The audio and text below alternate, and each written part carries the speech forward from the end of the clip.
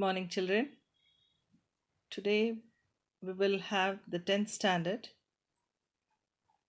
and in that we will see chapter 2, The Elixir of Life, written by Sir C.V. Raman.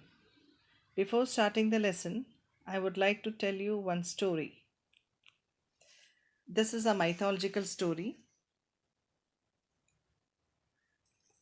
Once the Rakshasas and the Devas got to know that there is a nectar deep inside the ocean which, if it is drunk by them, by anyone, they will live immortal. They will become immortal.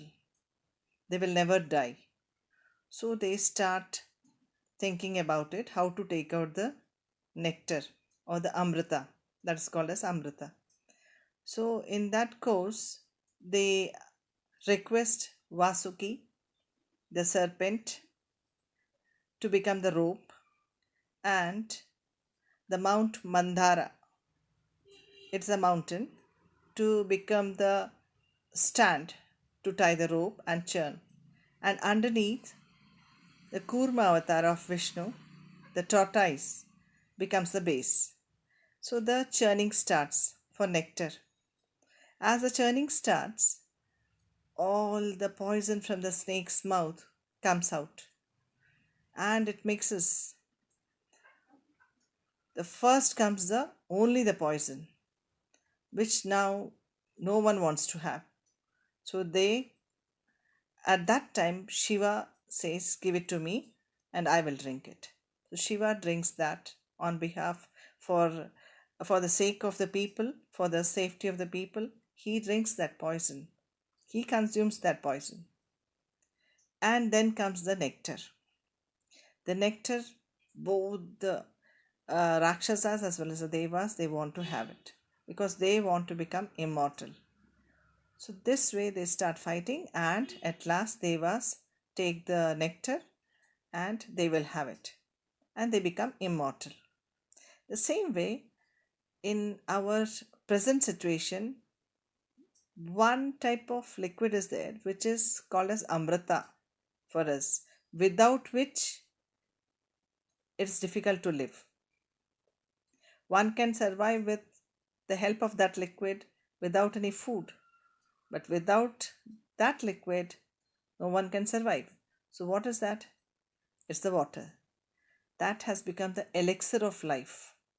According to Sir C.V. Raman, water is the elixir of life, or the nectar of life, or the amrita. So, let us see something about Dr. C.V. Raman, Sir C.V. Raman. Author Sir C.V. Raman was born in the year 1888. Had a keen interest in science even from his boyhood days, for his famous discovery called the Raman effects. You must be knowing in this your subject science. You must have studied also. He was awarded the Nobel Prize for Physics in 1930. King George knighted him for his contribution to physics. The government of India awarded him the Bharat Ratna, and the Soviet Union honored him with the International Lenin Prize in 1957. He died in the year 1970. Children, now let me tell you Sir C.V. Raman what he wants to tell you through this lesson, the elixir of life. The elixir means the nectar of life, that is water. He wants to say something about the water, the importance of water. The lesson is an essay on the importance and need of saving water, as the author Sir C.V. Raman calls it the elixir of life. He cites the example of the Libyan desert and the valley of the Nile. They both lie side by side, but the first one is the dry and arid desert, while the later is one of the most fertile valleys on this planet, as you all know. The presence of the river Nile in the valley of Nile is responsible for this huge difference between the two places.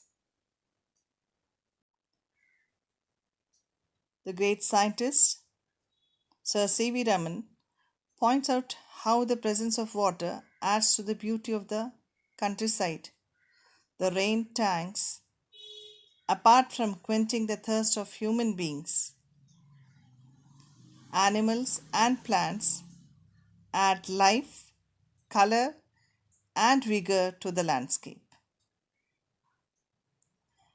He compares water in the landscape with the human eyes.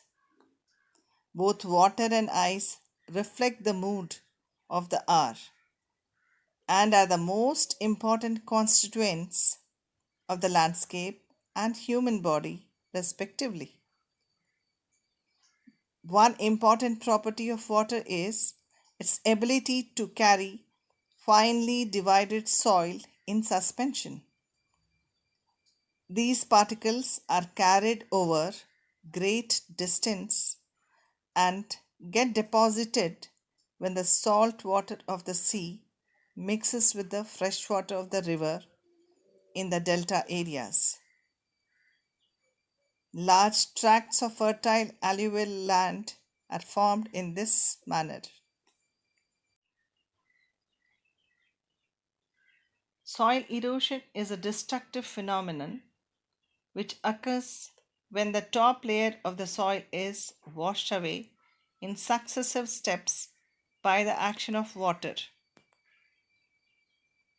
It can be checked using various preventive measures like the terracing of land, the construction of bunds to check the flow of water, the practice of counter cultivation, and the planting of appropriate types of vegetation.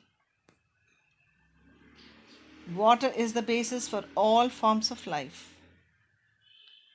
All creatures require water for their physiological activity.